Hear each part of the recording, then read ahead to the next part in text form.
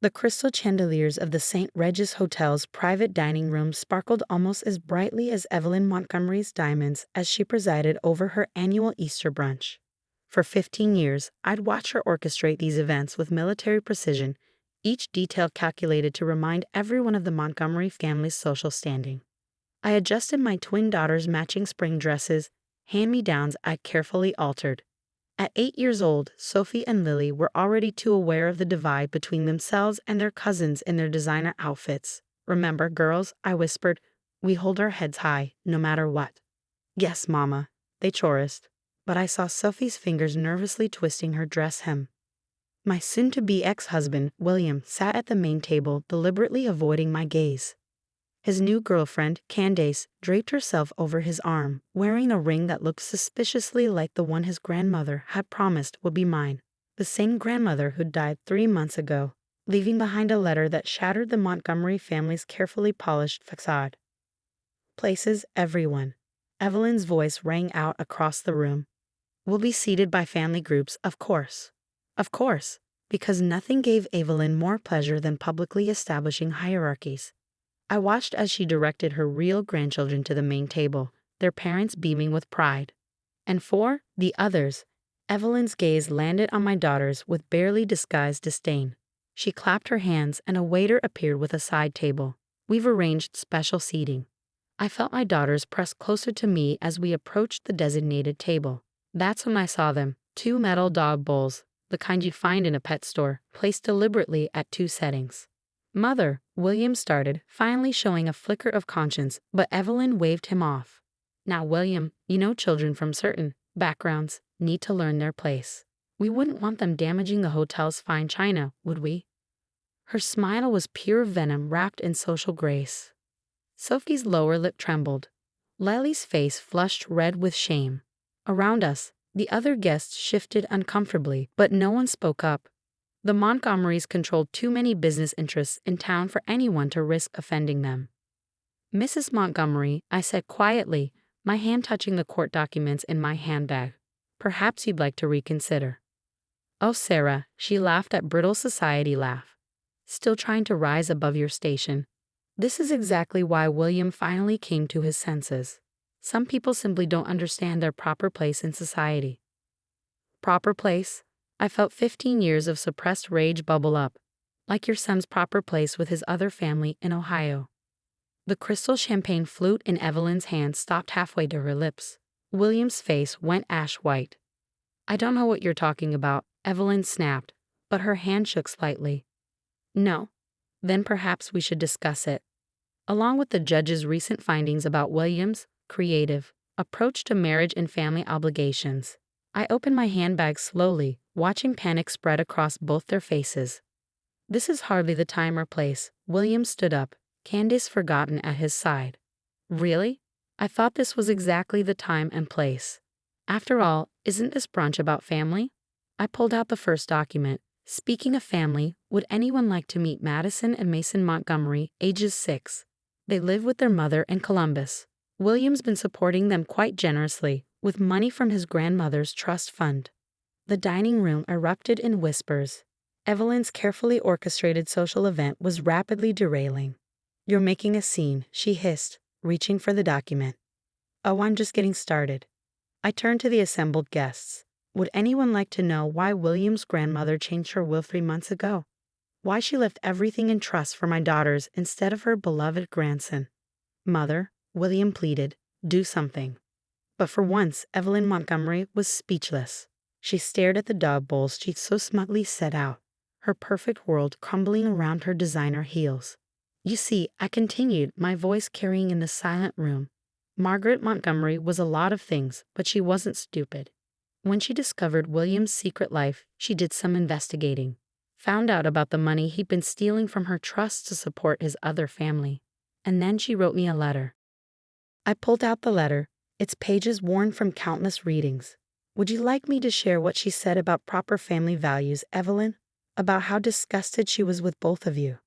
"You have no right." Evelyn finally found her voice. "This is a private family matter." "Private? Like making my daughters eat from dog bowls?" like telling their school they were charity cases when you were actually stealing their trust fund money. I picked up one of the metal bowls. Shall we discuss what the judge had to say about that? William lunged for my handbag, but I stepped back. Behind me, Sophie and Lily watched with wide eyes as their father showed his true colors in front of everyone. Actually, a new voice spoke up. I'd very much like to hear what the judge had to say. Margaret Montgomery's longtime lawyer, Herbert Davies, stood in the doorway, additional documents in hand, especially the part about criminal fraud and embezzlement. The color drained from William's face. Herb, you don't understand. Oh, I understand perfectly. Herbert stepped into the room. Just like I understood when Margaret asked me to investigate her grandson's suspicious withdrawals. Would you like to explain to everyone here how you've been maintaining two separate families, or shall I show them the proof? Evelyn swayed on her feet, her perfect Easter brunch now a perfect disaster. But I wasn't done yet. I pulled out the custody order that would change everything. Those papers are a lie. William's shout echoed through the dining room as he tried to snatch the custody order from my hands. But Herbert Davies stepped smoothly between us, a move that spoke of years handling volatile family disputes.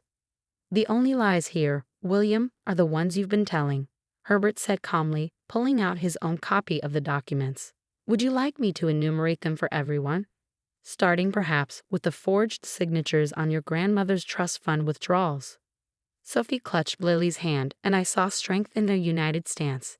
These were not the cowering children Evelyn had expected to humiliate with dog bowls. These were Margaret Montgomery's true heirs, and they were finally seeing their father for who he really was. Mommy, Lily spoke up, her voice clear and strong. Is that why Daddy never had money for our school trips, but bought a boat last month? The assembled guests gasped. Candace, William's girlfriend, slowly removed her hand from his arm, her eyes fixed on the ring she thought was hers to keep. The boat, Herbert nodded, consulting his papers, was purchased with funds withdrawn from the girls' education trust, along with a condo in Columbus, the luxury car, and various gifts for his other family. You don't understand. William turned to the room, desperately trying to salvage his reputation. Sarah trapped me into marriage. These children were born 3 years after we married. I cut in, right around the time you started your second family in Ohio. Tell me, William, how does someone get trapped into maintaining two separate households? Evelyn finally found her voice again. This is preposterous. William would never. Never what, Mother? I turned to her. Never lie, never cheat, never steal from his own children, because I have bank statements that say otherwise, and so does the judge. I opened the custody order, its pages crisp and official. In light of William Montgomery's fraudulent activities and breach of fiduciary duty, full custody of Sophie and Lily Montgomery is awarded to their mother, Sarah Bennett. Furthermore, all assets from the Margaret Montgomery Trust are to be frozen pending criminal investigation. Criminal investigation. Candace's voice was barely a whisper. Oh yes, Herbert stepped forward. You see, Margaret Montgomery was very thorough in her final months. She hired private investigators, collected evidence, and made sure the truth would come out. She just didn't live long enough to see it through herself. William collapsed into a chair, his carefully maintained facade crumbling. She was just a bitter old woman, he muttered, but nobody was listening anymore. A bitter old woman who caught you stealing from your own daughters, I corrected, who watched you lavish gifts on your secret family while these two wore hand-me-downs, who saw through your mother's social climbing and your lies. Evelyn made one last attempt to regain control. None of you will ever work in this town again. I'll make sure. You'll make sure of nothing, Mrs. Montgomery, Herbert interrupted. Your social influence died with your fraud scheme. The country club board is meeting tomorrow to discuss your membership. Apparently, they have strict policies about members involved in criminal investigations. The room erupted in whispers again. Evelyn's precious social status, built on decades of manipulation and pretense, was evaporating before her eyes. Girls, I turned to my daughters. Would you like to know what your great-grandmother wrote about you in her final letter? They nodded, moving closer to me as I pulled out Margaret's letter. My dearest great-granddaughters, I read, I've watched you grow with grace despite the cruelty you've endured. You've shown more dignity eating from paper plates than your father's family has shown with all their fine china. You are the true Montgomerys not because of your name, but because of your character. Tears rolled down Sophie's cheeks, but she was smiling. Lily stood straighter, her chin lifted in a gesture that would have made Margaret proud. She left everything to them, Herbert announced to the room. Every asset, every property, every share of the family business. To be held in trust until they're 25, managed by Sarah and overseen by my firm. This is ridiculous, William exploded. They're children. They can't run a business. No, I agreed. But I can. With the help of the board members your grandmother appointed before she died. The same board members who've been gathering evidence of your embezzlement for months. Candace stood up suddenly, dropping her napkin on the table. I think I left something in my car, she mumbled, hurrying toward the door. The ring she'd been so proud to show off was conspicuously absent from her finger, left next to her untouched champagne glass. As for these, I picked up the dog bowls Evelyn had set out. I think the shelter down the street could put them to better use. After all, even dogs deserve more respect than you've shown your granddaughters. The metal bowls made a satisfying clang as I dropped them into a nearby trash bin. Several guests stood up and began gathering their things, the Easter brunch thoroughly overshadowed by the unfolding drama. You can't do this to us, Evelyn whispered, but her voice had lost all its authority. We're Montgomerys. No, Mother, William said quietly, finally facing the truth. We're frauds. And now everyone knows it. As people filed out of the dining room, my daughters stood tall beside me, their matching dresses no longer a source of shame but a symbol of their unity. They were survivors just like their great-grandmother had been. Mommy, Sophie tugged at my sleeve, can we go home now? Yes, sweetheart, let's go home. 6 months after the Easter brunch that exposed the Montgomery family's secrets, I sat in Margaret's old office, now my office, reviewing the quarterly reports. The family business was thriving under new management, free from William's embezzlement and Evelyn's social machinations. A knock at the door made me look up. Sophie and Lily bounded in, their school uniforms now from the same prestigious academy their cousins attended, but their hearts unchanged by the wealth they'd inherited. Mom, look what we did. Lily held up a newspaper. There, on the front page of the local section, was a photo of my daughters at the opening of the Margaret Montgomery Foundation for Educational Equality. Montgomery Hare's launch scholarship program, I read aloud, pride swelling in my chest. The girls had insisted on using part of their trust fund to help other children access better educational opportunities. Great-grandma would have liked this, right?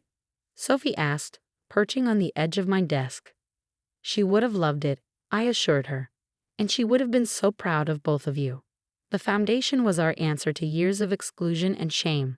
Instead of using their newfound status to seek revenge, my daughters had chosen to help others rise above similar circumstances. A text message buzzed on my phone. William's monthly custody request, right on schedule. After his arrest for fraud and the divorce settlement, he'd fled to Ohio with Candace, trying to salvage what he could of his other family. But even they had left him once the money dried up. Miss Bennett? My assistant poked her head in. Mrs. Montgomery is here for her scheduled visit.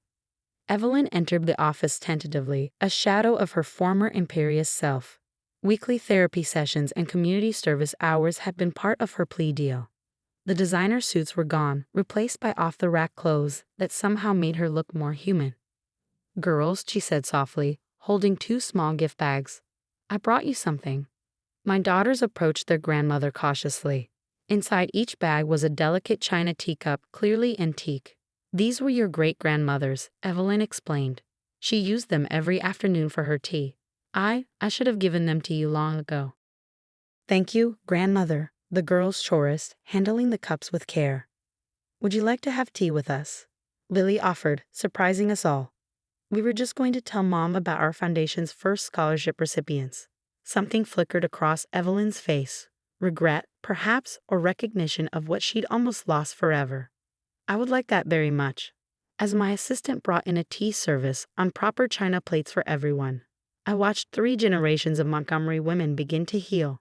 The cups that had once been symbols of exclusion now became bridges across years of hurt. The first scholarship went to twins, Sophie told her grandmother excitedly. Their mom is a teacher, like Mom used to be. Evelyn's hands trembled slightly as she lifted her cup. Your mother, she said carefully, has proven to be the finest Montgomery of all. I'm sorry it took me so long to see that. The afternoon sun streamed through the office windows, catching the delicate china and making it glow. Outside, the company William had nearly destroyed thrived under new leadership. The social circles that had once shunned us now praised the Montgomery sisters' philanthropic work. But more importantly, my daughters had learned the most valuable lesson of all. True worth isn't measured by the vessels we eat from, but by the grace with which we treat others. Mom, Lily said suddenly, can we use great-grandma's cups for our foundation's scholarship ceremony?